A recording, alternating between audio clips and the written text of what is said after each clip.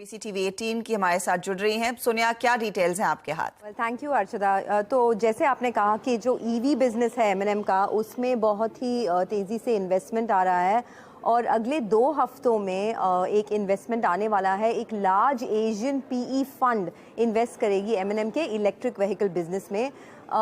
हमको सुनने में आया है कि ये जो अमाउंट है ये शायद $1 बिलियन के आसपास हो सकता है, लेकिन कॉन्फर्मेशन नहीं है।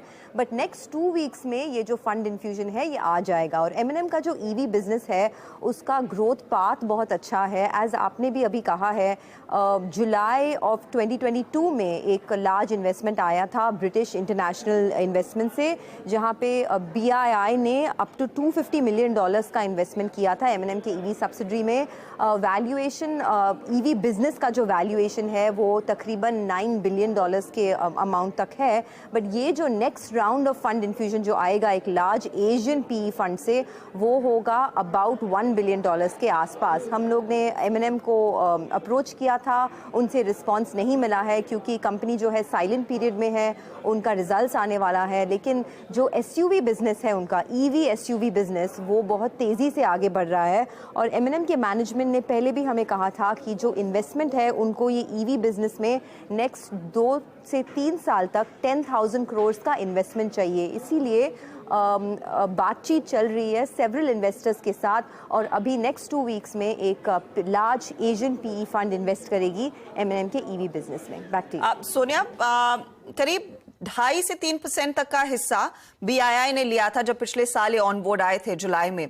क्या उतना ही स्टेक सेल होता हुआ दिखाई देगा या फिर उससे ज्यादा शायद हिस्सा ये नया फंड लेना चाहेगा? तो जो अमाउंट है हर्षदा, अभी हमको कॉन्फर्मेशन नहीं मिला है, लेकिन तकरीबन $1 बिलियन के आसपास तो आ जाएगा। बट सेवरल न्यूज़ रिपोर्ट्स लिख के दे रहे कि अबाउट 5,000-6,000 करोड़ के आसपास भी आ सकते हैं।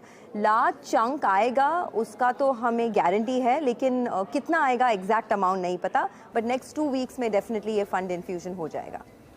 सोनिया, शुक्रिया इस अपडेट के लिए। सोनिया शनॉय डिटेल्स देती हुई कि 2 हफ्तों में ये सौदा पक्का होने के पूरे आसार बनते दिखाई दे रहे हैं। याद रखिएगा, इस हफ्ते के अंत में एमएनएम अपने क्वार्टरली नतीजे पेश करने वाली है। उसमें होपफुली कुछ खुलासा होता है या फिर हिंट ड्रॉप करते हैं तो उस पर मोहर लग जाएगी। लेकिन स्टॉक है जो इस समय मोमेंटम दिखा रहा है। एक बड़ा एशियन पीई फंड दरअसल हिस्सा ले सकता है कंपनी के ईवी बिजनेस में। याद रखिएगा, जुलाई 2022 में ही BII जो यूके की इन्वेस्टमेंट फर्म है, उन्होंने हिस्सा खरीदा था और उस पर दाव लगाया था। तो करीब 2 से 2.5% मुझे याद है, लगभग 3% तक का स्टेक सेल वहां पर हुआ था।